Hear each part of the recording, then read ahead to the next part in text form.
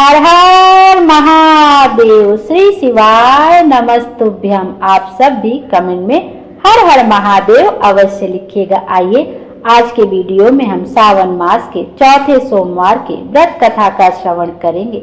यह सावन मास का चौथा और आखिरी सोमवार भी है। आइए अब व्रत कथा का श्रवण करते हैं।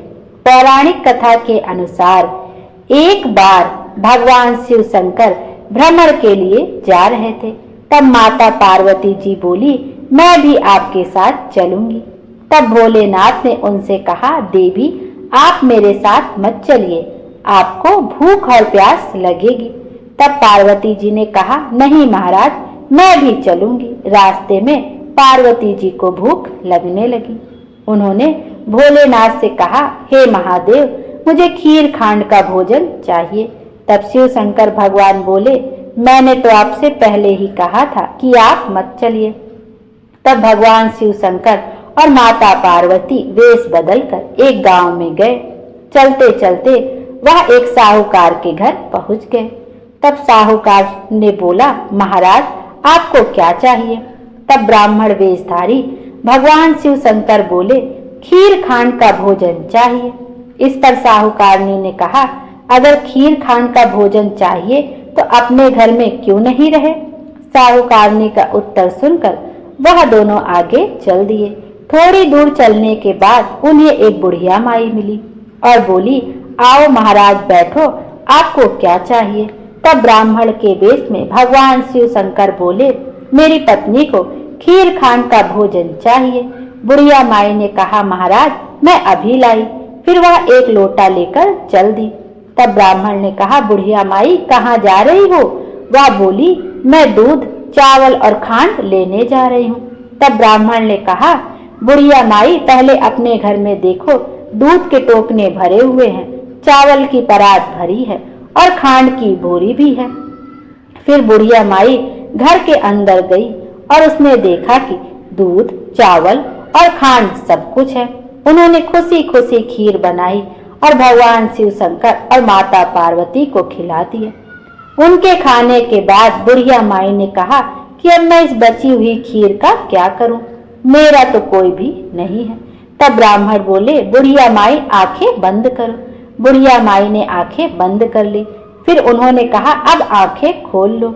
बुढ़िया माई ने आंख खोलकर देखा तो उसका पूरा परिवार हो गया था। अब बुढ़िया बोली, महाराज मैं इन्हें कहाँ रखूं? तब ब्राह्मण वेशधारी भगवान ने झोपड़ी को लात मारी और वह झोपड़ी महल बन गई। यह देखकर बुढ़िया बहुत खुश हुई और वह खीर के कटोरे भर भर के बांटने लगी। जब वह खीर देने साहूकारनी के घर गई तो साहूकारनी बोली, तेरे घर में खीर कहाँ से आई?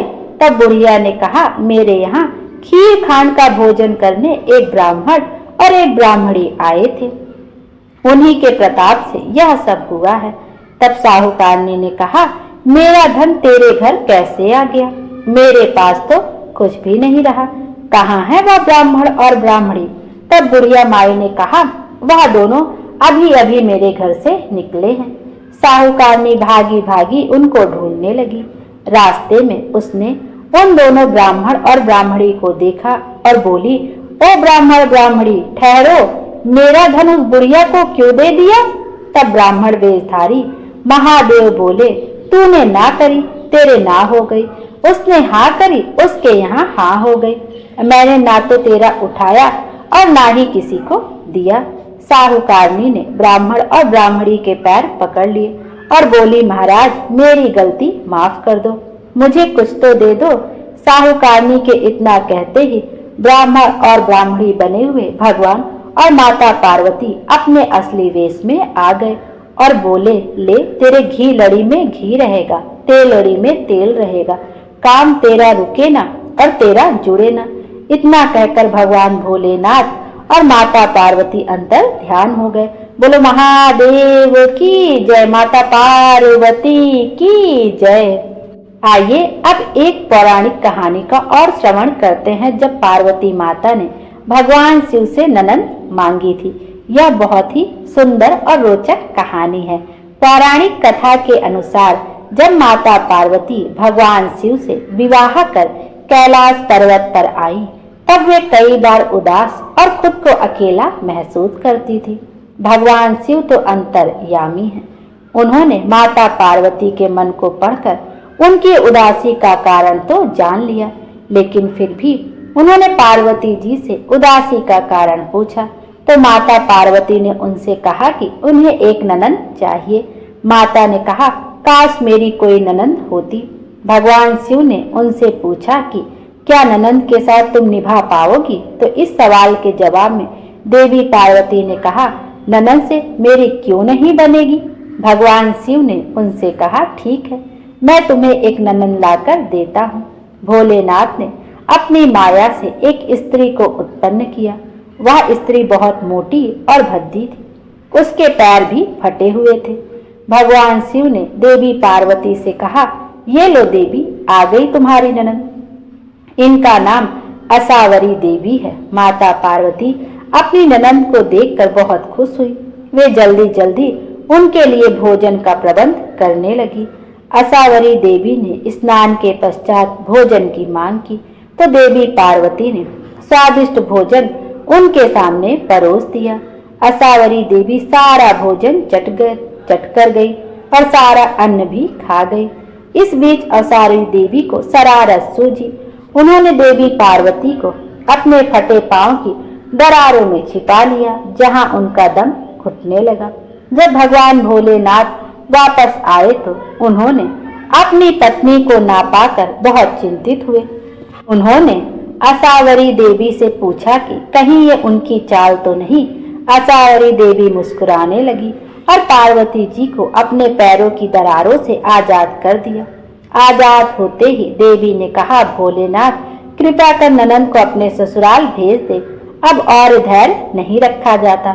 भगवान शिव ने जल्द ही असावरी देवी को कैलाश पर्वत से विदा किया। इस घटना के बाद से ही ननंद भाभी के बीच छोटी छोटी तकरार और नोकझोंक का सिलसिला प्रारंभ हुआ। बोलो भगवान शंकर की जय, माता पार्वती की जय। आइए अब एक अन्य पौराणिक कथा का श्रवण करते हैं। सबर दंपत्ति की दृढ़ निष्ठा। प्राचीन काल की बात है। सिन्धकेतु नामक एक पांचालीय देश राजकुमार एक दिन अपने सेवकों को साथ लेकर वन में शिकार खेलने गए।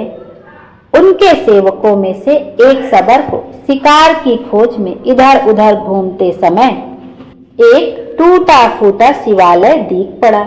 उसके चबूतरे पर एक शिवलिंग पड़ा था जो टूटकर जलहरी से सर्वथा अलग हो गया था। सबर ने उसे मूर्तिमान सौभाग्य की तरह उठा लिया। वह राजकुमार के पास पहुंचा और उसे शिवलिंग दिखाकर विनय पूर्वक कहने लगा, प्रभु देखिए यह कैसा सुंदर शिवलिंग है। आप यदि कृपा पूर्वक मुझे पूजा की विधि बता दे तो मैं नित्य इसकी पूजा किया करूं। निषाद के इस प्रकार प्रश्न पूछने पर राजकुमार ने प्रेम पूर्वक पूजा की विधि बतला दी। षोडश उपचार पूजन के अतिरिक्त उसने चिताभस्म चढ़ाने की बात भी बतलाई। अब वह सबर प्रतिदिन शिवलिंग को स्नान कराकर चंदन, अक्षत, वन के नए नए पत्र, पुष्प, फल, धूप, दीप, नित्य वाद के द्वारा भगवान महेश्वर का पूजन करने लगा। वह प्रतिदिन चिताभस्म भी अवश्य भेंट करता। तत्पश्चात वह स्वयं प्रसाद ग्रहण करता। इस प्रकार वह श्रद्धालु सबर पत्नी के साथ भक्ति पूर्वक भगवान शंकर की आराधना में तल्लीन हो गया। एक दिन वह पूजा के लिए बैठा तो देखता है कि पात्र में चिताभस्म तनिक भी शेष नहीं। उसने बड़े प्रयत्न से इधर उधर ढूंढा पर उसे कहीं भी चिताभस्म नहीं मिली। अंत में उसने यह स्थिति पत्नी से व्यक्त की। साथ ही उसने यह भी कहा कि यदि चिताभस्म नहीं मिलती तो पूजा के बिना मैं अब क्षण भर भी जीवित नहीं रह सकता। स्त्री ने उसे चिंतित देखकर कहा, नाथ डरिए मत, एक उपाय है। यह घर तो पुराना हो ही गया है, मैं इसमें आग लगाकर उसी में प्रवेश कर जाती हूँ। इससे आपकी पूजा के निमित्त पर्याप्त चिताभस्म तैयार हो जाएगी। बहुत वाद विवाद के बाद सबर भी उसके प्रस्ताव से सहमत हो गया। सबरी ने स्वामी की आज्ञा पाकर स्नान किया और उस घर में आग लगाकर अग्नि की 3 बार परिक्रमा की। पति को नमस्कार किया, फिर सदाशिव भगवान का हृदय में ध्यान करते हुए वह अग्नि में चली गई। वह क्षण भर में ही जलकर भस्म हो गई। फिर सबर ने उस भस्म से भगवान भूतनाथ की पूजा की। सबर को कोई विषाद तो था नहीं। स्वभाववश पूजा के पश्चात वह प्रसाद देने के लिए अपनी स्त्री को पुकारने लगा। स्मरण करते ही वह स्त्री तुरंत आकर खड़ी हो गई। अब सबर को उसके जलने की बात याद आई। उसने आश्चर्यचकित होकर पूछा कि तुम और यह मकान तो सब जल गए थे, फिर यह सब कैसे हुआ? सबरी ने कहा, जब मैं आग में गई तो मुझे लगा कि जैसे मैं जल में गई हूँ। आधे क्षण तक तो प्रगाढ़ निद्रा से विदित हुई और अब जगी हूँ। जागने पर देखती हूँ तो यह घर भी पूर्ववत खड़ा है। अब प्रसाद के लिए यहाँ आई हूँ। सबर दंपत्ति इस प्रकार बातें कर ही रहे थे कि उनके सामने एक दिव्य विमान आ गया। उस पर भगवान के 4 गण थे। उन्होंने ज्यों ही उन्हें स्पर्श किया और विमान पर बैठाया, त्यों ही उनके शरीर दिव्य हो गए। वास्तव में श्रद्धायुक्त भगवत आराधना का ऐसा ही महात्म है। बोलो भगवान शंकर की जय, माता पार्वती की जय। आइए अब एक अन्य कथा का श्रवण करते हैं। जब भगवान शिव जी ने माता पार्वती की परीक्षा ली थी। पौराणिक कथाओं के अनुसार माता पार्वती ने भगवान शिव को अपने पति के रूप में पाने के लिए सैकड़ों वर्षों तक कठोर तप किया था। उनकी तपस्या को देखकर देवताओं ने शिव जी से देवी पार्वती की मनोकामना पूरी करने की प्रार्थना की थी। इसके बाद भोलेनाथ ने सप्त ऋषियों को पार्वती जी की परीक्षा लेने के लिए भेजा। इस परीक्षा के दौरान सप्त ऋषियों ने शिव जी के ढेरों अवगुणों को बताते हुए माता पार्वती से शिव जी से विवाह न करने को कहा, लेकिन पार्वती जी अपने निर्णय से टस से मस से नहीं हुई। इस पर खुद भोलेनाथ ने माता पार्वती की परीक्षा लेने का निर्णय किया। माता पार्वती के तप से प्रसन्न होकर शंकर जी उनके सामने प्रकट हुए और उन्हें वरदान देकर अंतर्ध्यान हो गए। कुछ क्षणों बाद ही एक मगरमच्छ ने एक लड़के को पकड़ लिया और लड़का मदद के लिए पुकारने लगा। बच्चे की आवाज सुनकर पार्वती जी नदी किनारे पहुंची और उनका मन द्रवित हो गया। इस बीच लड़के ने माता पार्वती को देखकर कहा कि मेरी ना माँ है, ना बाप है, ना कोई मित्र ही है। माता आप ही मेरी रक्षा करें। इस पर पार्वती जी ने मगरमच्छ से कहा कि ग्राह इस लड़के को छोड़ दो। इस पर मगरमच्छ ने कहा कि दिन के छठे पहर जो मुझे मिलता है उसे आहार बनाना मेरा नियम है। पार्वती जी के विनती करने पर मगरमच्छ ने लड़के को छोड़ने के बदले में पार्वती जी के तप से प्राप्त वरदान का पुण्य फल मांग लिया। इस पर पार्वती जी तैयार हो गई। मगरमच्छ ने बालक को छोड़ दिया और तेजस्वी बन गया। अपने तप का फल दान करने के बाद पार्वती जी ने बालक को बचा लिया और एक बार फिर भोलेनाथ को प्रसन्न करने के लिए तप करने बैठ गई। इस पर भोलेनाथ दोबारा प्रकट हुए और पूछा कि तुम अब क्यों तप कर रही हो? मैंने तुम्हें पहले ही मनचाहा वरदान दे दिया है। इस पर पार्वती जी ने अपने तप का फल दान करने की बात कही। इस पर शिव जी प्रसन्न होकर बोले, मगरमच्छ और लड़के दोनों के स्वरूप में मैं ही था। मैं तुम्हारी परीक्षा ले रहा था कि तुम्हारा चित्त प्राणी मात्र में अपने सुख दुख का अनुभव करता है या नहीं।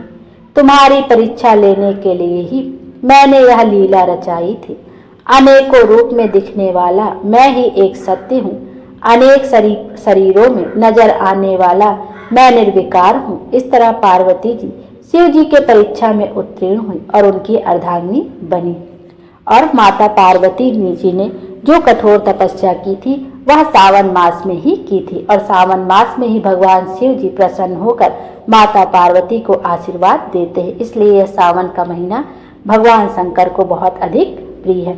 हर हर महादेव। बोलो भगवान शंकर की जय। भोले बाबा हम सब की मनोकामना पूर्ण करें और हमारे जीवन को खुशियों से भर दें। Thank you.